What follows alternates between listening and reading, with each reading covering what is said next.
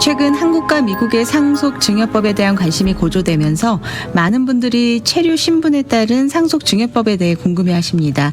오늘 이 시간에는 특별히 한앤팍 로우 그룹 유산상속 상속법정 전문 박유진 변호사님과 한앤팍 로우 그룹 서울사무소 대표 변호사 박하얀 변호사님 두 분과 함께 역이민 시 고려해야 할 상속증여 플래닝에 대해 이야기 나눠보겠습니다. 두 분 변호사님과 인사 나눠볼게요. 안녕하세요. 안녕하세요. 네, 안녕하세요. 반갑습니다. 네. 이렇게 또 두 분과 함께 하니까 또 법률 상담 시간이 또 새롭습니다. 네. 지난주 한국과 미국의 상속증여 차이를 알면 답이 보인다. 도서 출판 기념회 및 한미 상속증여 컨설팅 세미나가 있었는데요. 반응이 뜨거웠다고 들었습니다. 어떠셨나요? 네, 다행히도 저희가 지금 난가주에서 LA와 부에나파크 두 군데에서 저희가 고객분들을 모시고 진행을 했었는데 성황리에 잘 끝나게 되었습니다. 네, 좋은 소식이네요. 네. 아무래도 한인분들 중에는 완전히 이민을 오신 분들도 계시지만 또 거주를 하시면서 비즈니스만 하는 분들도 계시고 또 국적은 한국 국적을 유지하고 계신 분들도 계시고 혹은 이중 국적을 소유하고 계시는 분들도 계시죠. 그리고 현재 역이민을 생각하시는 분들도 계십니다. 정말 케이스 바이 케이스로 정말 다양한 상황이 있을 수가 있는데 이에 따른 상속증여법, 상속세, 증여세 관련해서 많은 궁금증들을 갖고 계실 것 같아요. 오늘 여러 가지 질문들이 여러 가지 케이스에 따라서 또 다양한 질문들이 나올 수 있을 것 같은데 제일 먼저 미국 비거주 외국인 우리가 Non-Residence Alien NRA라고 하는 저도 좀 생소한 단어이긴 합니다.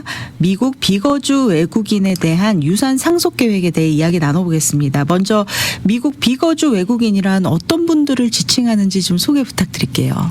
네, 우선은 저희가 이제 대선 이후로 네네. 이제 많이 바뀌게 되는 증여 상속에 대한 것도 조금 말씀을 나누고 싶었는데 네. 시간 관계상 이거 잠깐 저희가 짧게만 말씀드릴게요. 네.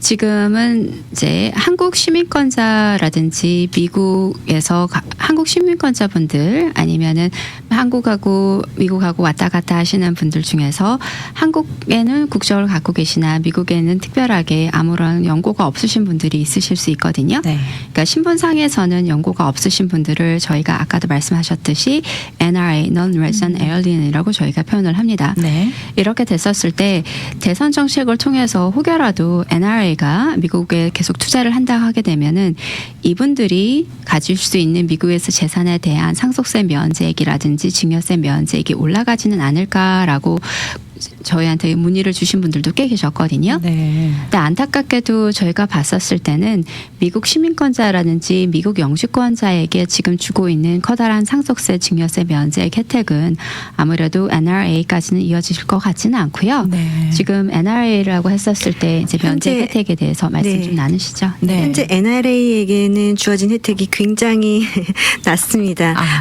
여러분 아시겠지만 13.61 밀리언까지 주어지는 면제 혜택이 NRA에게는 상속 시에 혜택이 6만 불에 불과합니다. 네. 이때는 상속에만 적용이 되는 거고요. 증여 때 6만 불 혜택은 적용되지 않고요. 다행히도 NRA에게는 지금 시민권자, 영주권자와 똑같이 매년 연간 그 면제액 애니얼 익스클루전으로 18,000불씩 줄 수 있는 건 똑같이 그래도 적용되고 있습니다. 네. 그렇다면 우리가 이 비거주 외국인들에게는 미국 법에 의해서 이런 모든 것들이 적용이 되는지 아니면 한국 법에 의해서 적용이 되는 건지 왜냐하면 비거주 외국인이면 사실 미국 국적을 가진 분은 아니잖아요.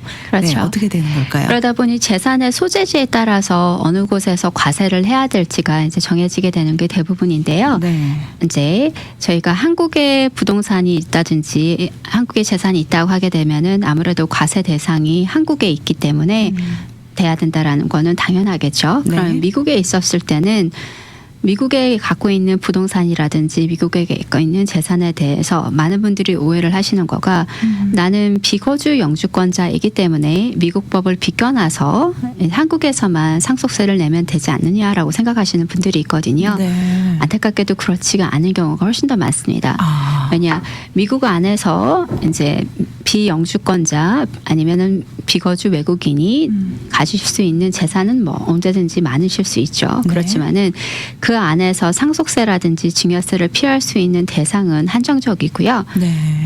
이거는 이제 저희가 조금 더 깊이 얘기하자고 하면은 non-US side asset, US side asset으로 나눠서 NRA가 미국에서 가지고 있는 재산 중에서도 상속세, 증여세가 비껴나가는 재산이 있는가 반면에 네. 그걸 제외한 대부분의 재산들은 상속세, 증여세, 과세 대상이 된다라는 것을 얘기를 합니다. 네.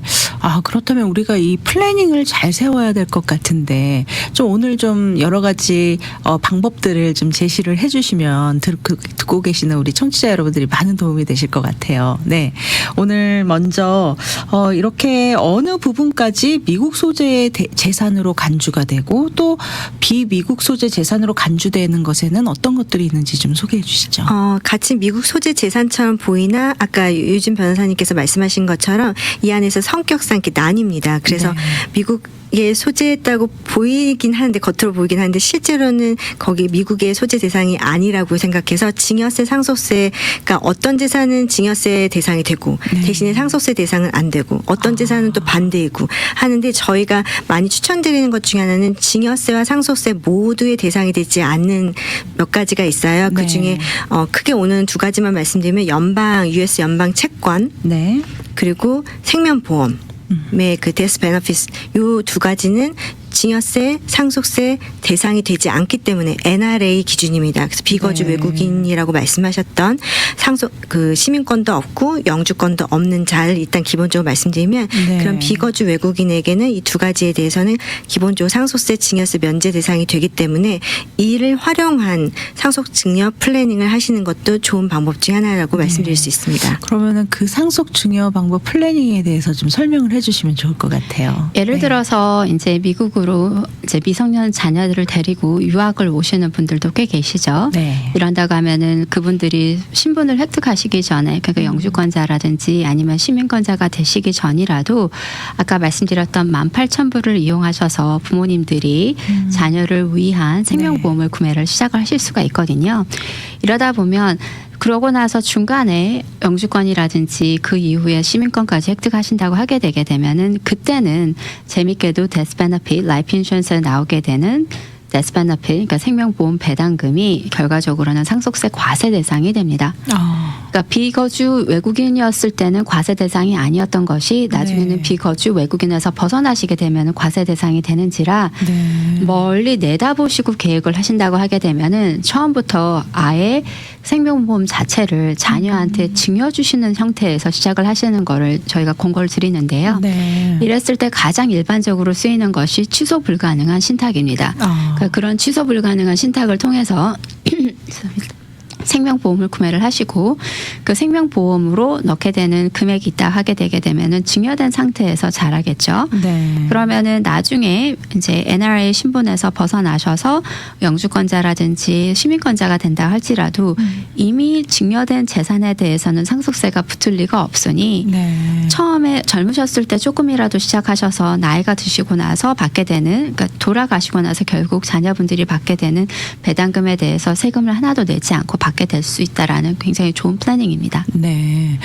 지금 우리가 증여와 상속에 대해서 계속 이야기가 나오고 있는데 다시 한번 우리 청취자 여러분들께 증여와 상속의 그 차이점에 대해서 좀 알려주시면 도움이 되실 것 같아요. 네.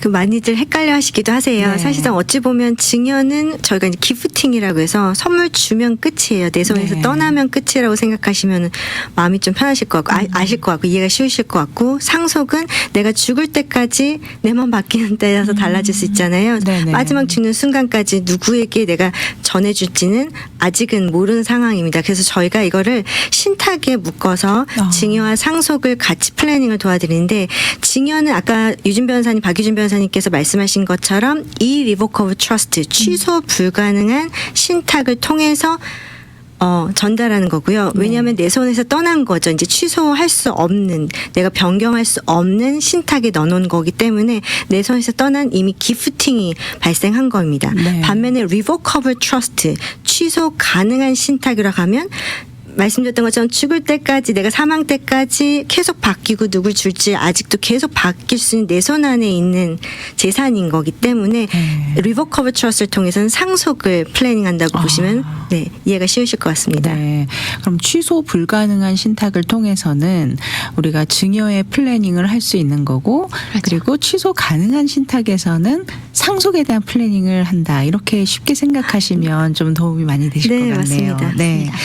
그렇다면 우리가 지금은 이 미국에 거주하고 계시는 분들 그리고 미국에서 살고 계시는 분들에게 해당되는 거였지만 사실 요즘 한국에 대한 관심이 높고 또 한국에 가시면은 좀 뭐 의료보험 혜택이라든가 좀 이런 여러 가지 누릴 수 있는 게 더 많다 보니 우리 시니어분들께서는 한국으로 오히려 역이민을 생각하고 계시는 분들도 많으시거든요.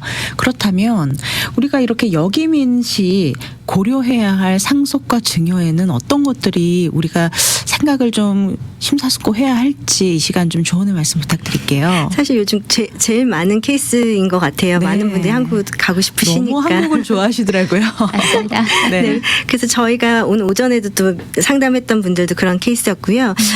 크게 두 가지의 케이스로 시나리오를 좀 말씀드리면 저는 첫 번째 시나리오로 영주권자이셨던 분들이 역이민하는 상황을 좀 먼저 말씀을 드릴게요. 네. 영주권자이신 분은 저희 서울지사에도 오시는 분들 보면 영주권을 처음부터 투자이민으로 오시거나 뭔가 계획하실 때부터도 한 10년, 20년 자녀가 성장하면 다시 돌아올 걸 생각하고 전체 플래닝을 처음부터 생각하시거든요. 그래서 네. 아니면 여기서 지금 계시다가 지금 너무 한국이 좋으니까 다시 돌아가겠다 이런 분들도 많으신 것처럼 그래서 영주권자 분들은 정말 조심하셔야 될 건 뭐냐면 영주권자로서 여기서 얻었던 혜택 있잖아요. 그리고 네. 상속세, 증여세 그 면제 혜택, 그 높은 혜택을 한국으로 가서 거주하셔서 한국 거주자로서 생활하시면 그 혜택은 이제는 잃어버리시고 똑같이 비거주 외국인으로 취급된다라는 점을 꼭 기억하셔야 합니다.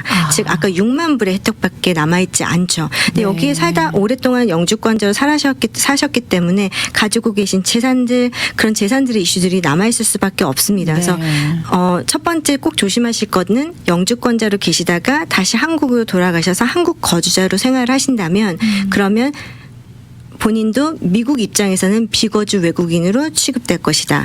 그러면 면제액이나 상속세의 혜택이 줄어든다는 거죠. 네. 한국 거주자로서의 기준을 잠깐만 말씀드리면 한국 정부는 어떻게든 국세청은 거주자로 취급하게 하려는 상황들이 더 많을 거예요. 왜냐하면 네. 그래야 세금을 걷어들일 수 있으니까요. 네. 그래서 한국 거주자의 기준은 뭐 아주 많은 요소들이 종합적으로 고려될 거예요. 근데 가장 저희가 흔히 말씀드린 게 이제 183일을 말씀드리고 있으나 네. 즉 1년의 절반 이상을 어디에 머물렀느냐, 한국에 머물렀느냐.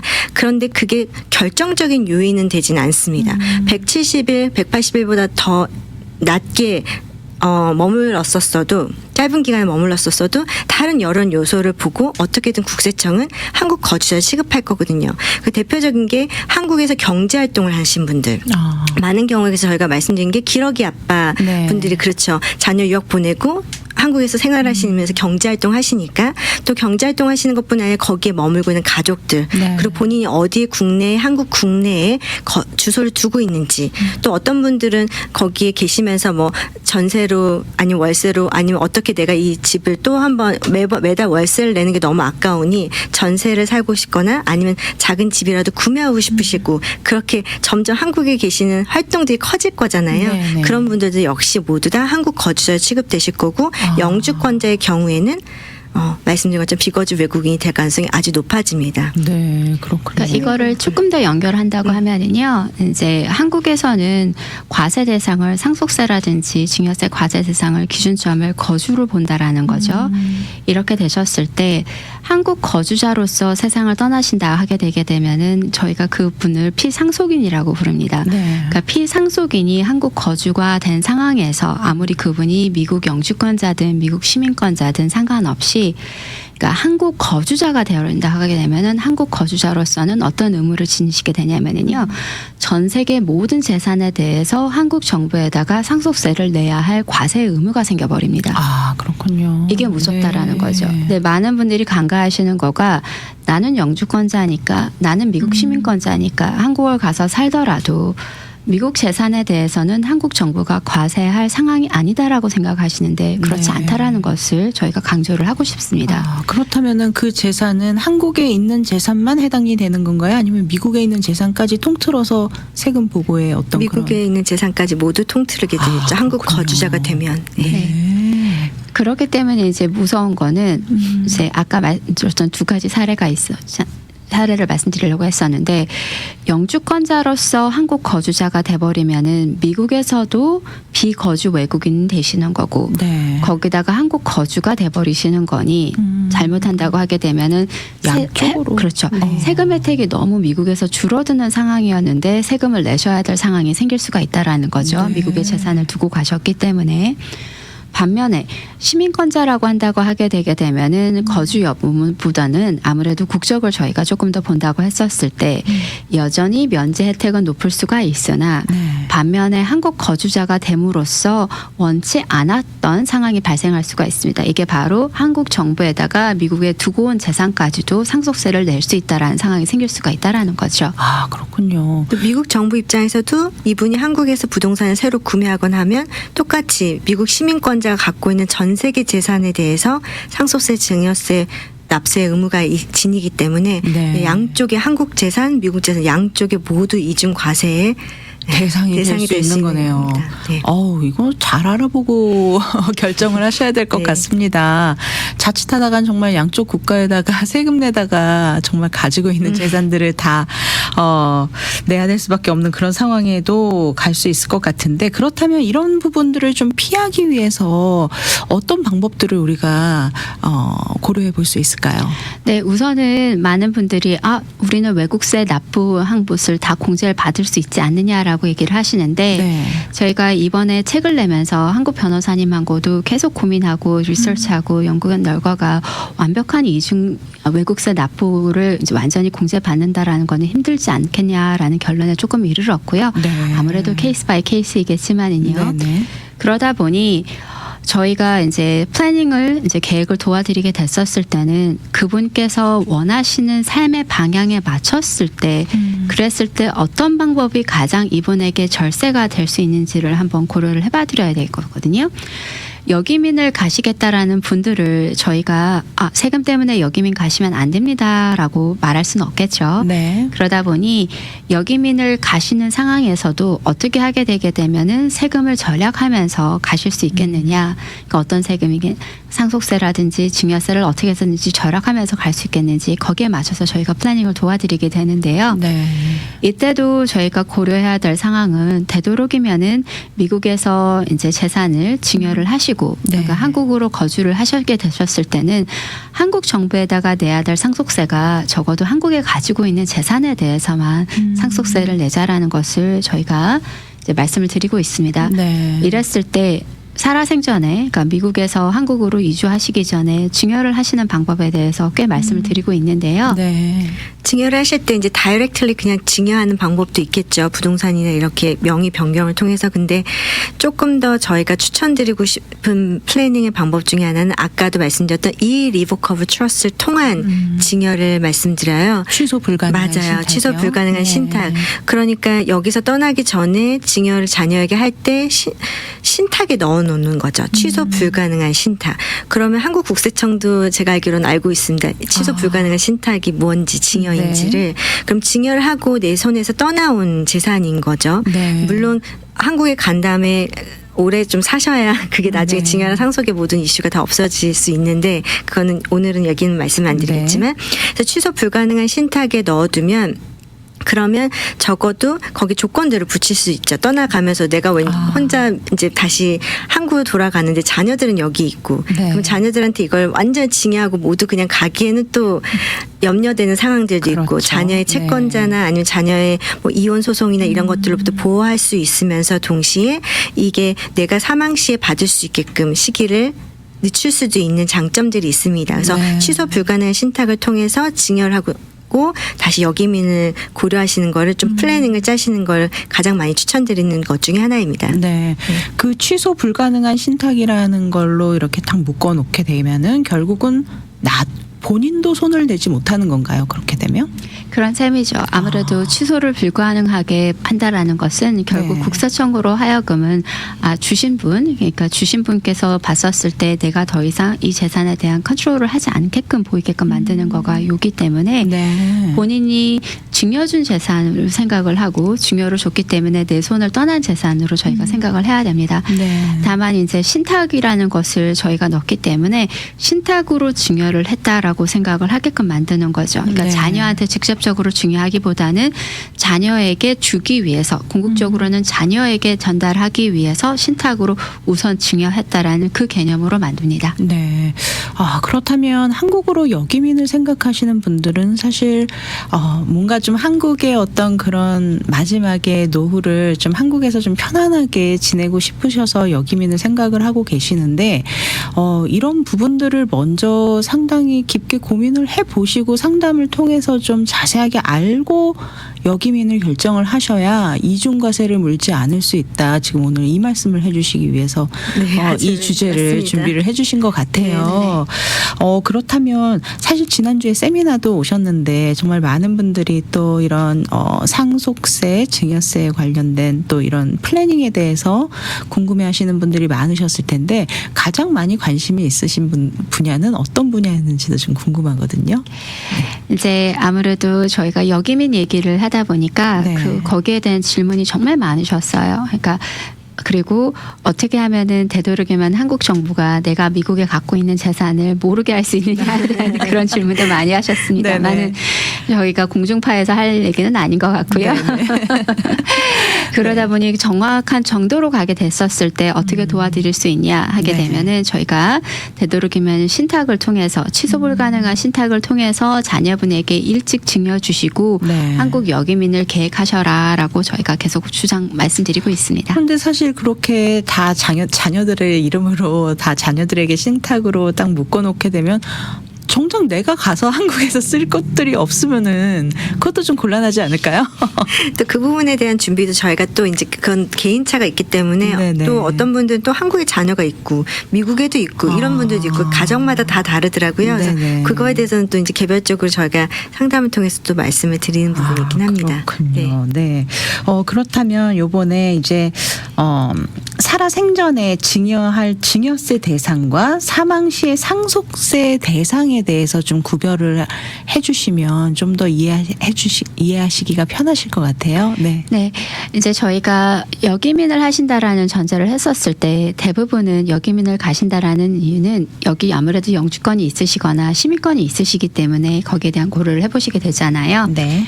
아까 말씀드렸던 이제 비거주 외국인에게는 증여세라든지 상속세 과세 대상이 미국에 소재하고 있는 재산임에도 불구하고 과세에서 생각을 했었을 때 여러 가지로 캐테고리를 그러니까 분류를 해놨습니다. 근데 안타깝게도 미국에서 보는 이제 거주자 그러니까 그리고 국적을 가지신 분들 영주권자 그리고 시민권자는 NRA가 누릴 수 있는 어떻게 보면 역으로 그 혜택을 또 못 누리는 상황도 생긴다라는 거죠. 네. 그렇기 때문에 영주권자라든지 시민권자는 대부분 과세 대상이 다 포함이 된다고 생각하시면 됩니다. 그렇군요. 그래서 본인이 어떤 신분에서 어떤 증여를 하실 것인지 그리고 본인이 앞으로 어떤 계획으로 어떤 신분으로 궁극적으로 상속을 하게 될 건지 네. 거기에 모든 저희가 변수를 맞춰서 증여 상속 계획을 도와드려야 되는 거죠. 네. 네. 사실은 이런 거는 뭐 이민법에 관련된 그런 질문이 될 수도 있긴 하지만 우리가 다시 한번 이 시간에 조금 더 심사숙고하기 위해서 한국에서는 거주자로 인정을 한다면 한국 정부에서 며칠 이상 체류를 하면 이분은 거주자로서 세금 납부의 의무를 지니게 된다라는 그 정해놓은 날짜를 다시 한 번만 좀 알려주시면 좋을 것 같습니다. 네, 183일로 183일. 그 전까지는 괜찮은 건가요? 괜찮다고 아까도 말씀을 못 드리겠는 게 날짜가 그보다도 더 네. 짧은 날짜라 하더라도 다른 여러 가지 복합적인 요소가 있기 때문에 이 183 미만이면 된다 이렇게 말씀드리기엔 너무너무 조심스러운 네. 상황인 건 맞습니다. 183일 이내여도 그곳에서 경제적인 활동을 하고 있다거나 거기에서 가족이 있거나 가족이 주소가 있거나 예. 여러 가지 요소들을 볼 수 얼마든지 있기 때문에 납세 의무의 대상이 될 수 정말, 있다라는 거. 정말 여행의 네. 목적으로 갔다 오시는 걸 네. 추천드립니다. 미국도 좋습니다. 그치? 맞습니다. 네. 오늘 법률 상담 이 시간에는 한앤팍 로우그룹 유산상속법 상속법정 전문 박유진 변호사님과 박하얀 변호사님 두 분과 함께 역이민 시 고려해야 할 상속 증여 플래닝에 대해서 이야기 나눴습니다. 오늘 나눠주신 이야기들 중에서 좀 혹시 오늘 청취자 여러분들께 마지막으로 조언의 말씀 부탁드립니다. 그래서 혹여라도 미리 계획을 잘 못하시고 역이민을 가셨는데 미국으로 다시 와서 상속이라든지 증여에 대한 플래닝을 해야 된다라고 생각하시는 분들이 계실 수 있잖아요. 네. 그렇기 때문에 저희가 5월에 한국의 서울지사를 개소를 했고 그래서 박하연 변호사님께서 대표로 계시면서 네. 미국하고 동일한 서비스를 한국에서 저희가 제공드리고 있습니다. 너무 좋습니다. 네. 우리 박하연 변호사님도 한 말씀 부탁드립니다. 네, 오늘 저희가 모든 내용을 다 말씀드릴 수는 없었지만 이제 책을 저희가 어느 정도 기본적인 내용들은 담고 있거든요. 물론 네. 개별적인 각자의 가족마다 상황은 다르기 때문에 결국은 전문가의 상담을 받으셔야 되겠지만 그래서 책을 또 구매하시고 싶으신 분들이 많이 여쭤보시더라고요. 네. 그래서 미국 내에서는 K북스토어에서 구매를 가능하시고 한국에서는 예스24와 교보문고 그리고 해외 배송도 가능하다고 들었습니다. 네. 그래서 그걸 보시면 좀 더 구체적인 내용들을 보실 수는 있으실 것 같습니다. 네, 감사합니다. 혹시 오늘 내용과 관련해서 도움받기 원하시는 분들 상담받을 수 있는 연락처 안내 부탁드릴게요. 네, 저희 한한박 법률그룹은요. 714-523-9010 그리고 213-380-9010 이 두 곳에서 저희가 모시고 있습니다. 혹시 한국에서 한국 법에 대해서 좀 알기를 원하시는 분들, 한국의 어떤 그런 상황에 대해서 상담을 원하시는 분들은 어떻게 연락을 드리면 저희 좋을까요? 한국법에 대해서는 한국 쪽 협업하신 한국 변호사님과 같이 상담을 드려요. 그래서 네. 저희 인포 서울이라서 저희 웹사이트 오시면 네. 인포 한팍러.com 앞에 인포 서울이 붙어서 인포 서울 한팍러.com으로 들어오시면 거기에 문의를 남겨주시면 저희가 네. 한국 변호사님도 필요에 따라 소개를 드리고 같이 협업으로 도움을 드리고 있습니다. 네, 그리고 그렇군요. 저희 서울 사무소, 서울지사 주소가 네. 굉장히 이제 좋습니다. 네. 많이 아시더라고요. 적선현대 빌딩이라고 해서요. 저희 네. 그 김현장 을 비롯해서 그 법무부도 있고요. 거기에 그래서 적선현대 빌딩이라고 말하면 안다고 하는데 모르겠어요. 미국 분들은 많이 아실지 경복궁역에서 바로 연결되어 있으니까요. 네. 네, 많이 찾아주세요. 오시면은 경복궁도 잘 보실 수 있습니다. 경복궁 한번 다시 한번 가보고 싶습니다. 저도. 오세요. 네. 오렌지 카운티 사무실 714-523-9010번, LA 오피스는 213-380-9010번으로 연락 주시면 아주 자세하고 친절한 상담 안내 받으실 수 있습니다. 오늘 귀한 정보 함께해 주신 박유진 변호사님, 박하얀 변호사님 함께해 주셔서 감사합니다. 감사합니다. 감사합니다.